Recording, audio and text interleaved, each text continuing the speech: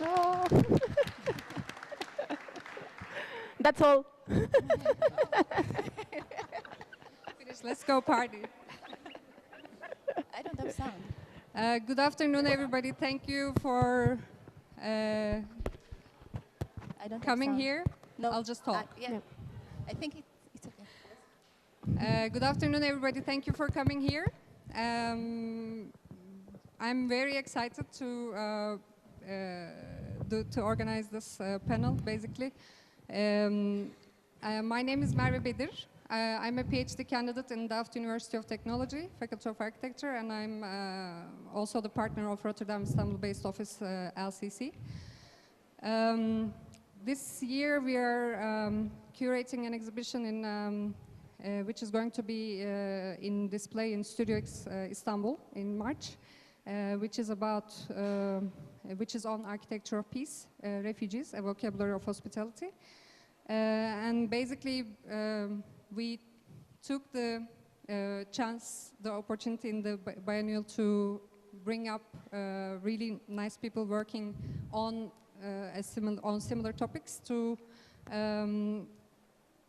create this discussion, this conversation, as basically a preparation for our exhibition.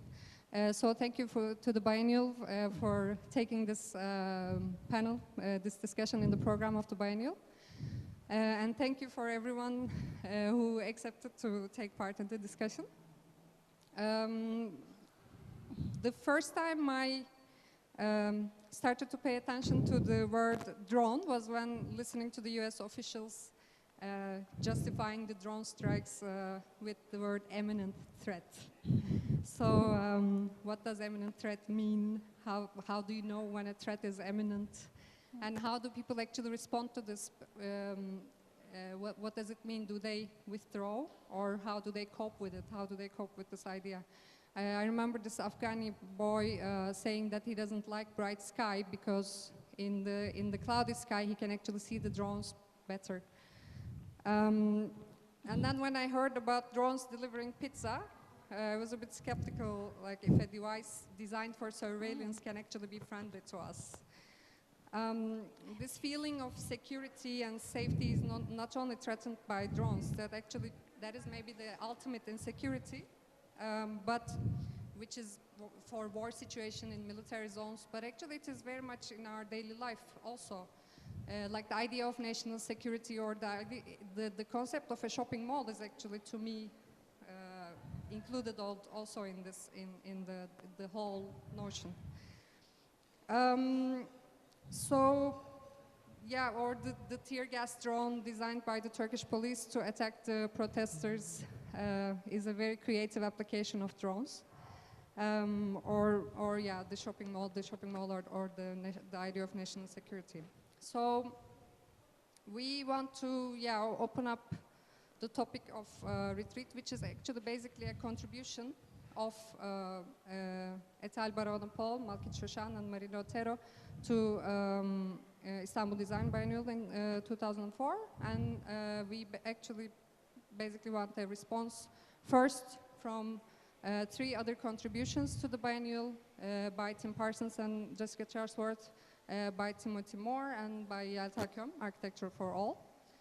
I will very briefly describe who they are. So Etel Barona is a critic, writer and curator based in Barcelona, but she calls herself a professional amateur. She is the editor of Quaderns magazine, now curating the Think Space with the issue of money.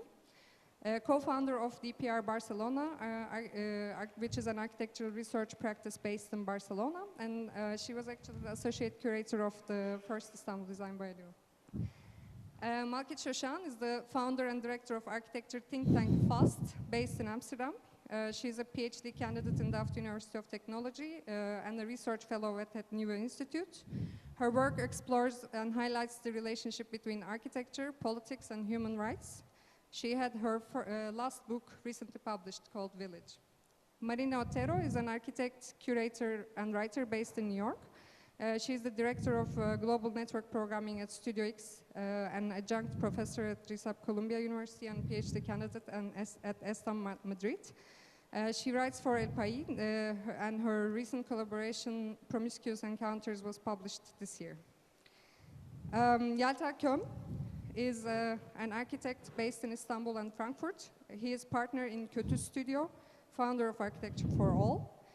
He is a postgraduate student in Stadtschule Architecture class, Frankfurt. He had led an organization called Kayıt Dışı in Istanbul, and now he's the curator of it. Their contribution to the biennial is Occupy Gezi Architecture. Timothy Moore is director of architecture of his sibling based in Melbourne and PhD candidate at the University of Melbourne. He was formerly the editor of Architecture Australia and managing editor of Volume. His contribution is the Encounter Culture, or 7 Ways to Participate. And last but not least, we have Tim Parsons and Jessica Charlesworth, a Chicago-based British husband and wife team working in the realm of experimental and speculative object making. They moved to Chicago in 2010 for Parsons to take up the position of associate professor in designed objects at the School of the Art Institute of Chicago. And their contribution to the biennial is new survivalism. So what we do now is basically we listen to Malkit, Etal, and Marina about retreat, and then we hear the responses from Tim, Jessica, Timothy, and Yalta, and then we just basically, it's open to anyone who wants to say something. So from now on, my work is over. Okay. Thank you so much for organizing this panel. We will very briefly explain our project upstairs named Retreat, where it's coming from, why we are doing it, and what it might mean for the profession of design and architecture, or where we are coming from. Retreat is part of a bigger project, a larger project that I started last year with a new institute in Rotterdam as a fellow researcher. The project is called Drones and Honeycombs, that try to investigate the architecture and landscape of war and peace, and it sounds very big. It's a research that is constantly growing, expanding, and changing, and having to it, adding to it different partners and different subtopics that are being researched. We first started it along 3 sub-themes, researching 3 sub-themes, which are drones, compounds, and missions. These themes navigate in scale and try to create a methodology to understand our environment and our surrounding and trends that are appearing at this moment in the global organization of war. Drones deal with the meaning of the new war machine and how it changes, how the drone and drone technology changes our relations to the surroundings. Compounds is it's dealing more with the architecture of war, and it's actually an investigation that I'm developing with the Dutch Ministry of Defense, trying to redefine the typology of a peacekeeping compound, and we are experimenting now in the mission with a mission in Mali. And mission is a more theoretical research about the global organization of war. It's about a flow of knowledge, a flow of arms, a flow of, let's say, money, economic treaties that define the new context of war, looking at Africa, looking at different, I know it sounds very big. Retreat emerged out of this attempt to investigate this landscape, and we started it as we started researching together with DPR Barcelona and Studio X the idea of the drone, and we looked at human rights reports, Human Rights Watch reports, living under drones reports, trying to understand what it means for communities to live under a constant threat of predator drones, and how it changes their lives. And we noticed that there were, in the testimonies, that there is a description of a constant process of retreat from the civic space. And civic space, I mean human habitat. People are, when drone targets public spaces, then people retreat from the public spaces. They retreat from the market halls, they retreat from public encounters, social encounters.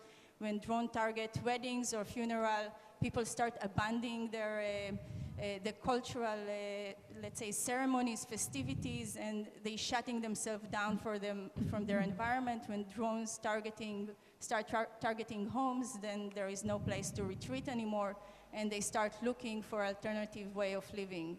And they basically, when your environment, for us as a group of architects, it was interesting to look at the drone as the impact of drone, that suddenly it start targeting and associating our environment, the typologies around us as with threat. So if a house or a building or a city hall or a school is being targeted, it's associated with threat, and you look for alternatives, alternative way of organizing your environment, organizing your society.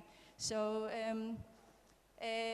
so we start looking at this idea of retreat, the notion of retreat, what it means retreat, and it's the retreat, it's both emotional, so we looked at PTSD, but it's also physical, as I described previously. What does it mean for communities? What does it mean for us as architect and professional when we look at this concept? And we start collecting human attempts to retreat from the civic space, a long history.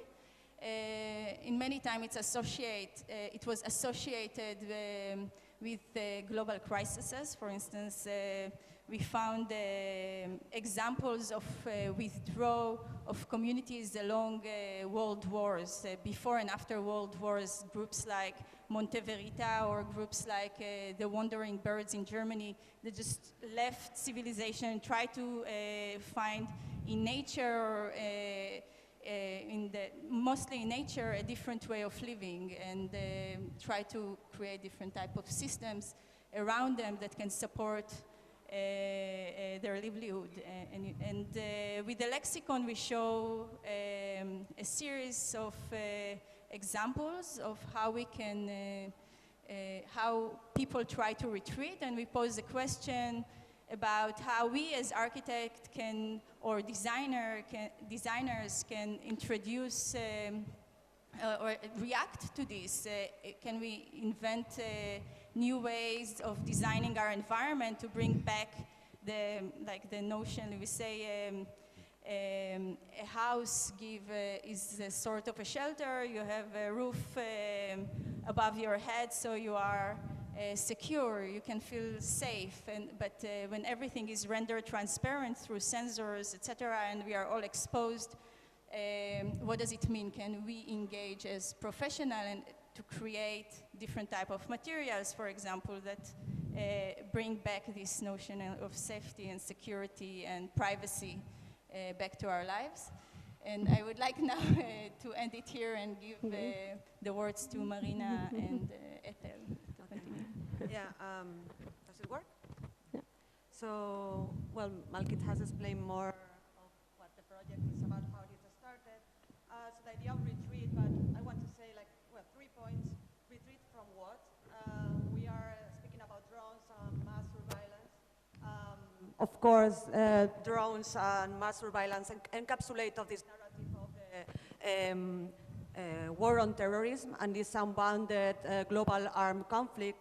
But in general, what we are speaking about is like the violence that is inherited in the political management. So techniques of government, the violence that is attached to that.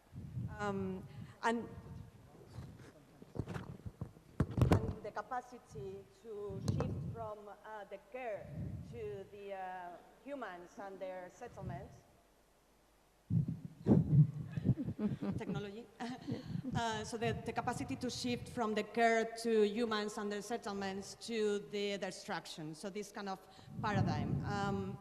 So the idea of the drones and the mass surveillance is a very direct example of that, how like human settlements are now sites that are target, as sites of war. And the distinction between the military and the civilian becomes more difficult. So this idea of retreat comes from that. But of course, as Malkit was suggesting, in the examples that we are putting on the table are also historical examples. So first of all, this idea of what we retreat from, like what retreat from what.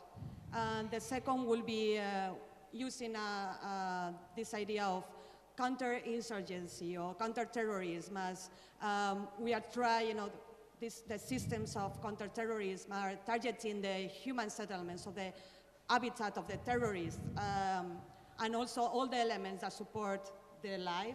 But in a conflict in which is unbound and is affects everywhere, so the limits of the civic and the military are not so clear.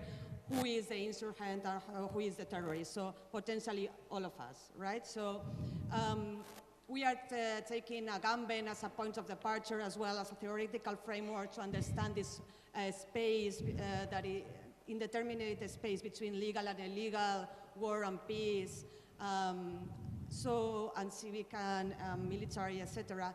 This idea of the state of exception. So we thought that through the idea of retreat, or understanding the spaces of retreat, we can discuss the possibility of impossibility of retreat from this kind of a state of exception, in which there is a generalization of the paradigm of security as a normal technique of government. So spaces of retreat, what is the spatial assemblage of that? That could be from an embassy to a dream. So we try to understand the speciality of all these spaces that are physical, or there's a potential to a dream to be a space of retreat, a potential to be a space in itself. And the third idea that I want to put on the table as well is the concept of remoteness. So a lot of the drone program is based on this narrative of the remoteness of the places, of the targets, where, or the places where the terrorists hide. So that the technology allows to reach to these tribal areas in Pakistan or in Afghanistan, to reach there without having like soldiers on the field. But at the same time, this idea of remoteness goes beyond. So it's actually the possibility of being in a remote place from the other systems, even from cities. So the possibility of retreat, the places that we are finding like mountains or caves or even alternative communities. What we are discussing is it possible at all to have alternative habitats for us?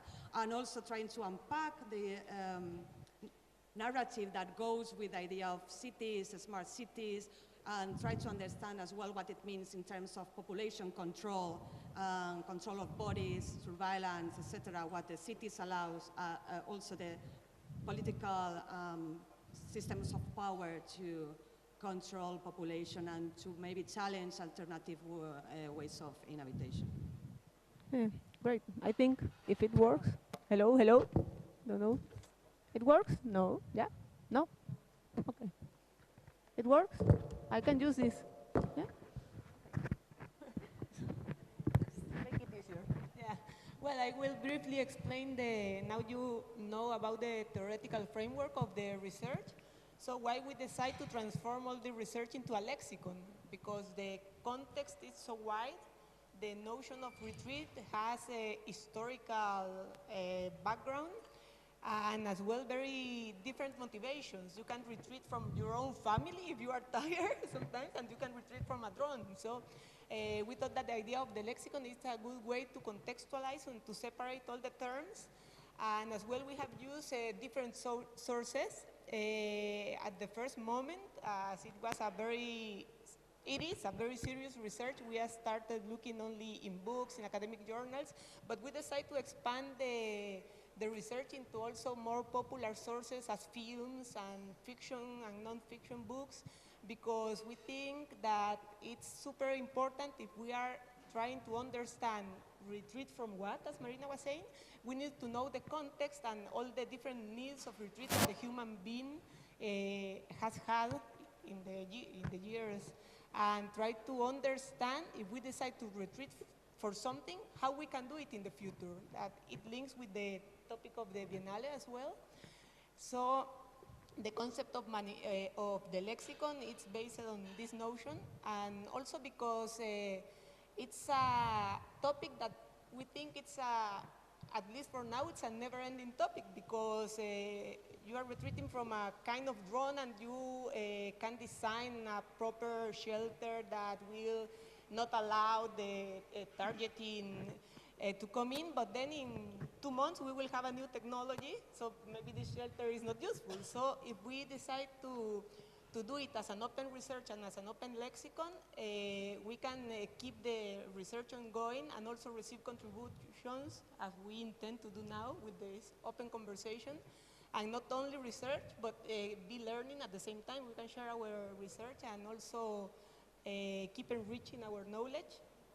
So this is why, if you go up to the roof, you can see that this is the main idea, to have an open publication that you can take home. And also dealing with the concept of retreat, of hiding, we are playing with different technologies, because you can see there a very simple, let's say, in terms of design installation based on paper and words, but we are playing with augmented reality interactions as kind of hidden messages. So you need to discover which images has the link, and then take extra content with you when you are seeing the exhibition. It's a way to expand the content, but as well to try to understand the hidden layers that are behind every concept and every term we have there. So I think this summarizes briefly the concept of the installation, and we can open the conversation to our guest. Okay. So just to link back to your project, talking about a lexicon of retreat, so to add some words to that, maybe disconnection, refuse, resist. We also noticed the translation in Turkish of withdraw and retreat was the same as well between the projects. I guess why I'm sitting here is that our project starts off by looking at withdrawal, the reason being that my architecture practice in Australia has 7 other members, so we're always looking at different constellations around participation and also the right to withdraw. And the right to withdraw, or the right to disconnect, has become very important to us, especially in the future, because we're always trying to connect today, to connect to information, to connect to lots of other things.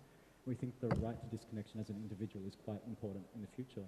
So a project that we did was called a Faraday cage, which I noticed was also in your tearaway pads on the wall, the Faraday cage, which we built last year as a way to test out how to withdraw or remove oneself from electromagnetic frequencies. But our project that's at the Biennale is looking at participation and 7 different ways to participate. So it's a gradient or rainbow per se, and one of the ways to participate is to withdraw.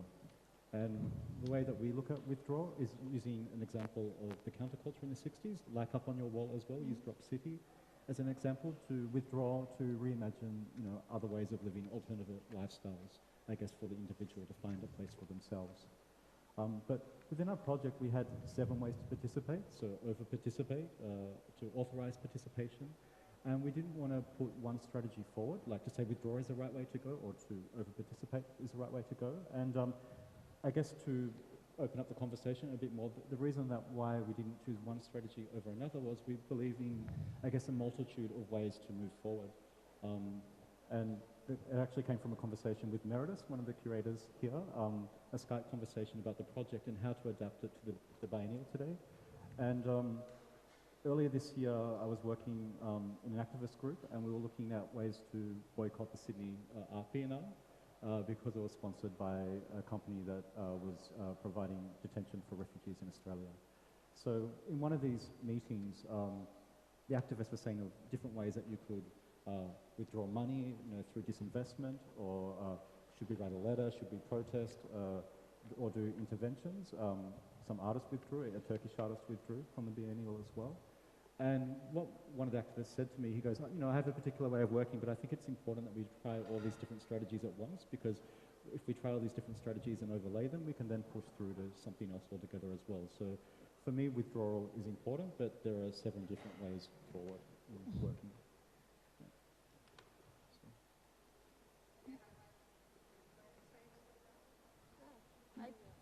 You can go on, and then we can, yeah. Okay, can you hear me okay? Yeah. So yeah, I think, first of all, congratulations. I mean, I really enjoyed your project, and I think if anyone's not seen it, do go up to the top floor and take a look. It's a fantastically in-depth piece of research with some really extraordinary examples, and I think there are a few kind of obvious relationships between the project that Jessica and I did, and I think maybe a few more subtle ones. So I'll try and cover both. I think the obvious one is that the project that we're presenting on the first floor, called New Survivalism: Alternative Bug-Out Bags, is a speculative design project featuring 6 different objects that suggest alternative kits that individuals might put together in the event of some kind of disaster. So there's an obvious sense that in that situation you are in a way retreating.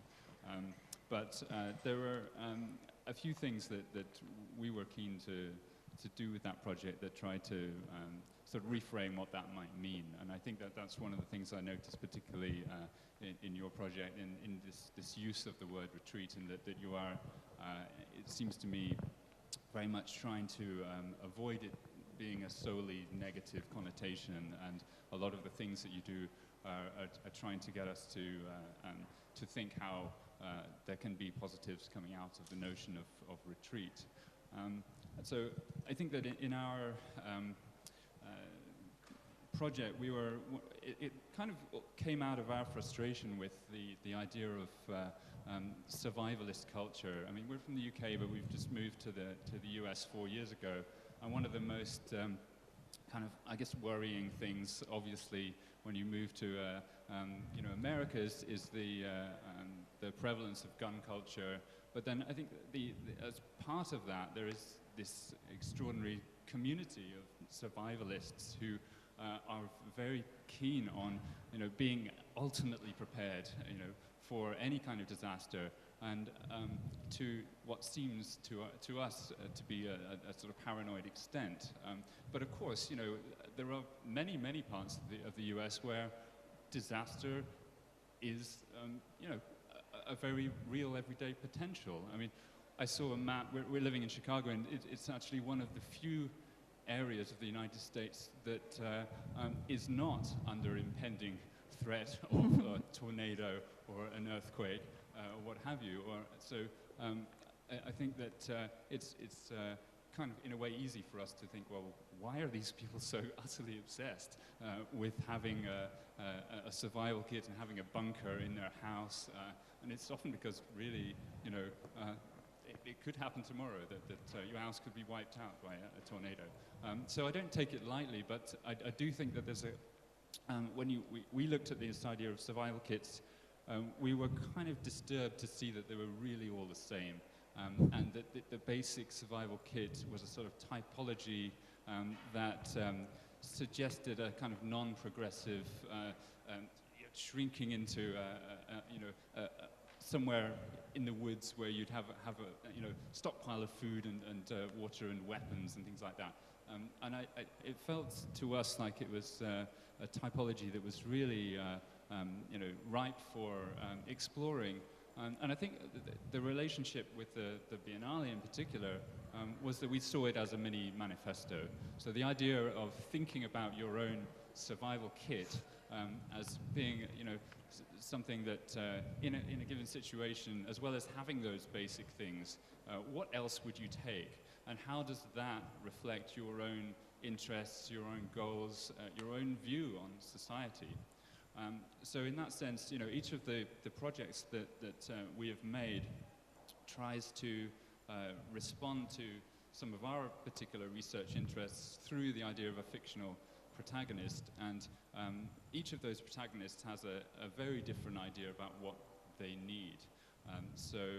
In one case, the idea is very much to take survivalism one step further and say, well, let's if you're going to, you know, retreat to the woods, then you know, why don't you just go the whole hog and become a hunter-gatherer again? You know, another one is looking at green solar technology that's currently in development at MIT, and what would it mean if you know, you could have with you a kit which you could help other people to create your own solar cells out of plant material very inexpensively. Another one is looking at the idea of protecting culture. So in a disaster situation, maybe some of our you know, grand institutions of culture have been wiped out. How does a culture maintain all of the important stories around objects? So one of our objects is kind of trying to help somebody pass on the various important stories through object history. But I mean, I think, I guess the main thing that I feel like I wanted to point out in relation to the approach is that, and I noticed that one of the sections that you have is fiction, and I think the very first line of this is completely relevant to our project, and it's I think it's a Foucault quote, and he says, "Fiction is not just escape from reality, but can produce an engaged withdrawal." And you know, we're trying to operate with this project under a sort of banner that is emerging called speculative design, which Fiona touched on a little earlier.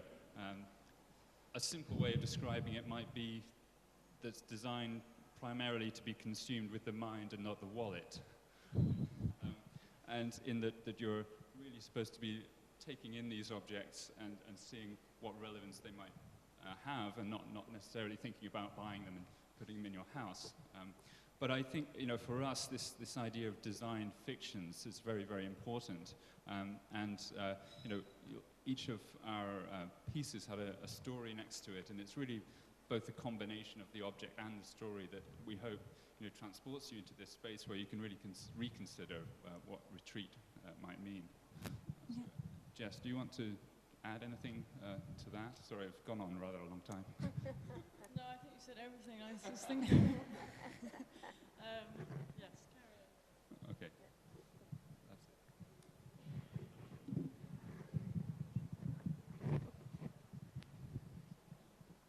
All right. Actually, Architecture for All is an Istanbul-based organization. We have almost, actually nowadays, 80 members in the group. When Raby invited to me at this panel, I realized that I never think about a retreat in my practice with all the people, because Architecture for All, you know, believes always in the act. We are believing in act, we are believing in doing, we are believing in making. And then, as you see, we have another project during the Biennale. It's called Occupy Gezi Architecture. At this point, this is the first time, for us to retreat from the scene, because we saw the people, they are doing their own architecture. Now, and that's opened to us a new opportunity to see, how could I say, to look at what's going on. And then we start to make these architectural drawings from the structures. Because, as I said before, it was the first time, because I think I could say the manifestation of Architecture for All, architecture could be done from everyone. It should be shared with the people, it should be shared with the society. And that's why the Occupy movement is the first time for us. It's a retreatment for the architects. And on the other hand, actually, during the talks, I was thinking about, then we have another project, and it's called Abandoned Rural Schools. And in some cases, actually, all the story is different than, because the education system has changed during the 90s, and all the villages, all the children from the villages, they are going to the city centers to study, and that's why these schools are abandoned.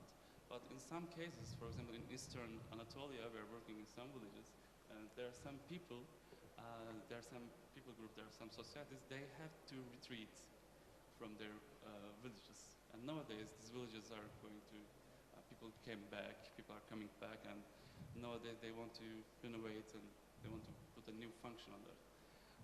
At that point, I think, actually, I want to end up with a question because, as I said before, we always believe in art, and is it possible, maybe it's a question to you, is it possible to change to transform the idea of retreat as a counterattack for a new opportunity or something like that? Because I would like to believe, I'm not sure, I would like to believe retreatment is also could be a counter-strategy.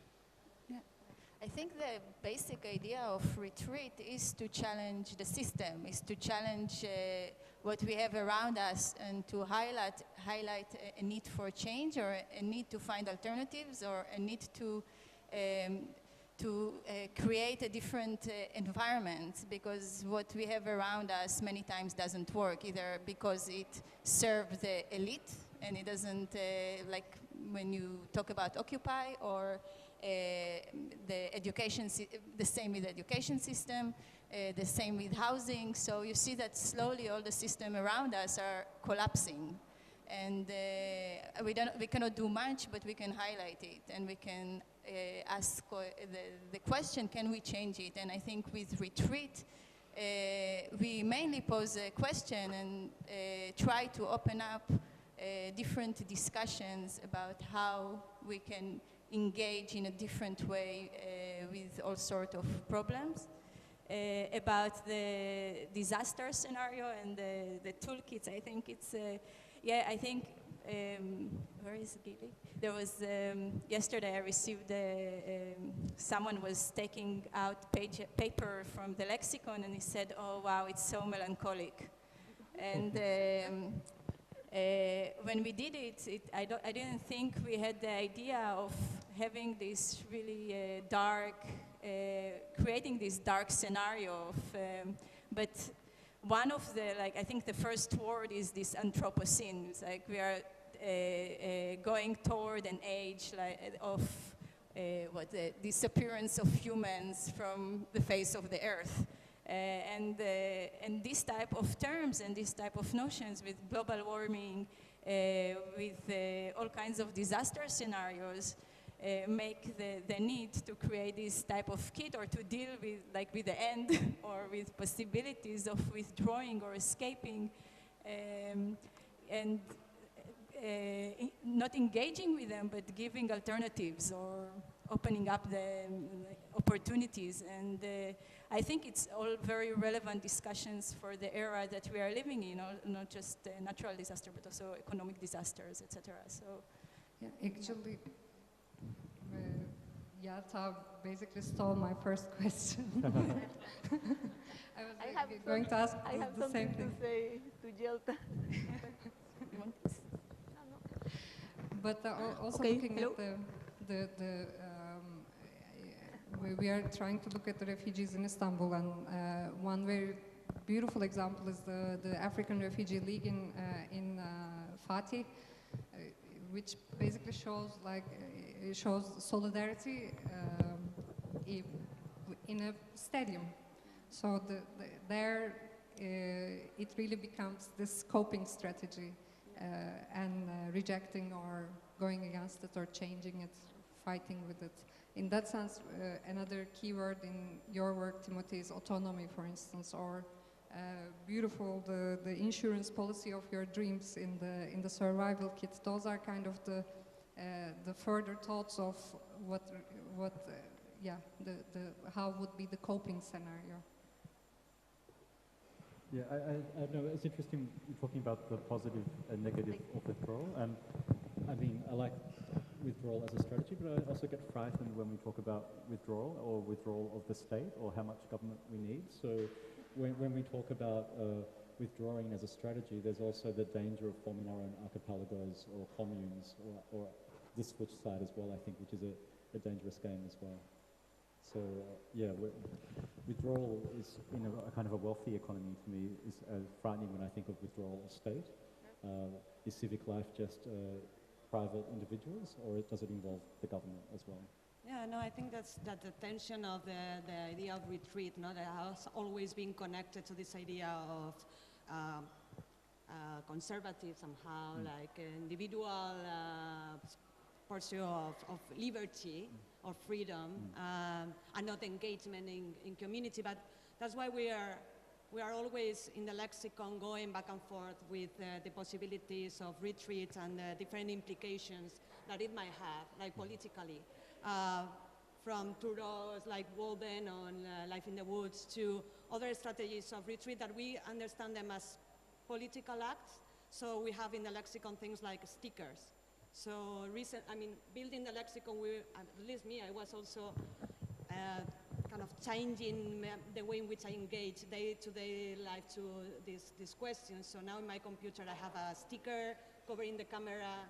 I reject to pass through scanners in airports or many different ways because, for example, in New York, many different businesses are in a network that is called Operation Nexus. So when you go to the laundry and the guy that works in the laundry asks you, how are you, how is work, where do you work, and so on, basically he's gathering information for the police department to do work on counterinsurgency or counterterrorism. So you are continuously facing these ideas.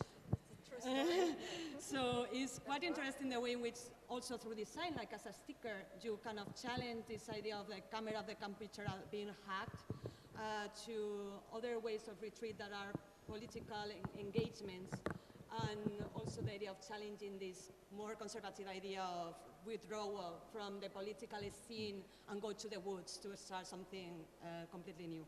And in fact, some of the videos that we have of people that has been in retreat in the woods, they then are in an interview with National Geographic. So they have this mediatic impact. So always we have this conversation about, is it possible to retreat, actually? So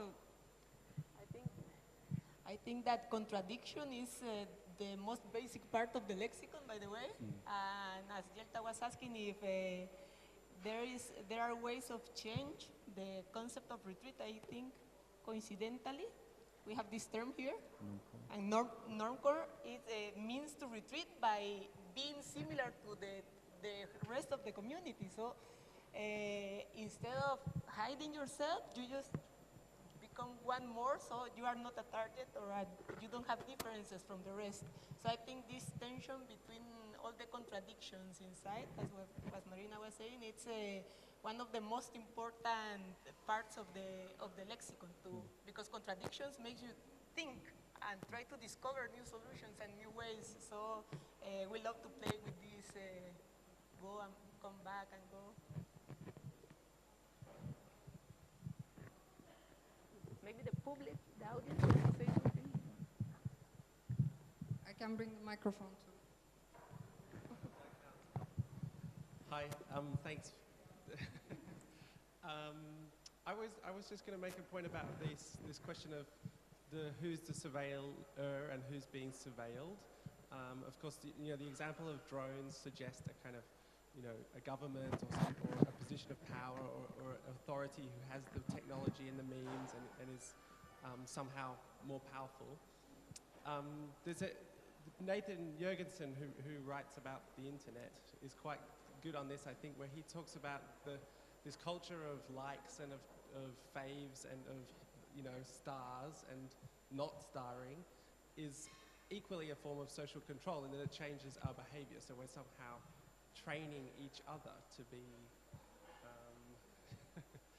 more the same, possibly, or different, or how we want them to be, through the way that we give feedback on something as seemingly benign as social media. So in that sense, it's not a kind of big brother, it's not the NSA, it's not this all-seeing eye that's surveilling us, but it's like all of us. And I find that scarier than the NSA. So.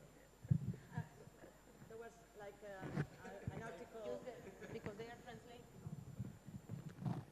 there was an article in the New York Times some weeks ago that was like something like the title was, we are very concerned about the loss of privacy, but we cannot stop sharing somehow. So this idea of being with the media, continuously engaged and saying what is good, what is bad. And so yeah, it's not only like the power coming. I just have one question. How many of you have taken pictures of your friends here and posted on Facebook, Instagram, or whatever? I don't know. It's Me too.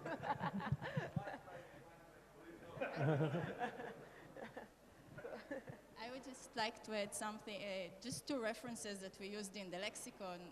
We have two sources that we looked at. One is The Circle, this novel by David Eggers, talking about this completely surveilled society that everybody are friends with everybody and everybody reports everybody and no one can disappear and no one can escape. Any attempt of escaping is failed. And the other thing that we look at next to it is this idea of the development of the algorithm and the way counterinsurgency work and how people movement and people's social network and economical network and everything that you do in your daily life is feeding like a dynamic matrix that can find abnormality in space and abnormality in society, and that can make you a target. The fact that you are behaving according to or your behavior show a certain type of abnormality, then you become a potential target, not because of who you are, but because of the way you act or your associates act.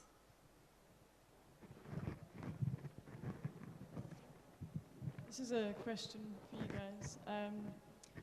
What are you going to do next with the retreat lexicon? Are you creating a retreat as we speak? And are we in it already?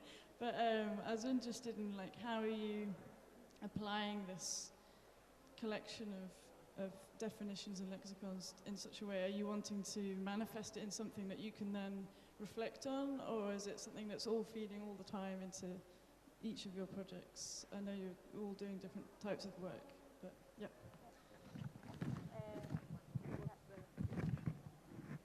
It started as a manifest.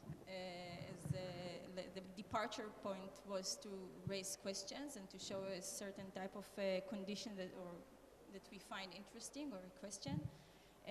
When we enter into it, we have the feeling that we should, as designers and architects, we would like to engage with it more. We want to see if we can make a safer home and how we can make a safer home, like going back to the basic or to the beginning of architecture and bringing back some of these values of a house, of a community, of a city, of a gathering, of a certain type. So you negotiate your freedoms, and in return you create a better condition of living, or you improve your living environment, and you create and you improve your feeling of safety.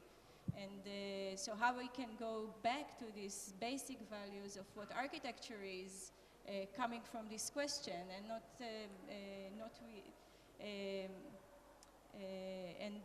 we had discussions about materials. Can we develop materials or a certain type of concrete that is unpenetratable to the drone? But then, of course, like as Ethel said, everything goes so fast that you don't know what will be next. What is the next sensor that is going to be developed? So it's we are questioning that, and we would love to have a group of scientists. This is one of the fantasy that we have around the project, to engage a group of scientists to work with us to develop a certain type of material to test, like a laboratory, how we can create a better environment and bring back these values. Yeah, we discovered by the research that there have been a lot of responses from the design world, like the umbrella or the drone survival guide or this kind of, but very few from the architectural field, bunkers and that's all, I think. So we want to, the next step maybe to take the challenge that the terms transform themselves into questions somehow, and how the architects can respond can respond to this term with a spatial proposal. So we can link the theoretical approach of the lexicon with the more active practice trying to give responses, but as well as part of the research, because as we were saying, you can design something and the next day it will, so, but an ongoing. Yeah, I'm also adding to what Malkit and Talan saying, the possibility of finding other spaces of practice as well. So when we were pointing to fiction or dreams as spaces as such, I think that's also important. I don't know what it means in terms of design exactly, but maybe to me that will be a question as well. So if the architects can engage in other realms of practice as well, beyond not only designing when we see like design the home, what it means in material terms, but not only as the standard idea of what a home is, but what a home is in a moment in which technologies and media are so embedded in what the day-to-day life and our environments. So that to me will be a question of how to design those spaces too.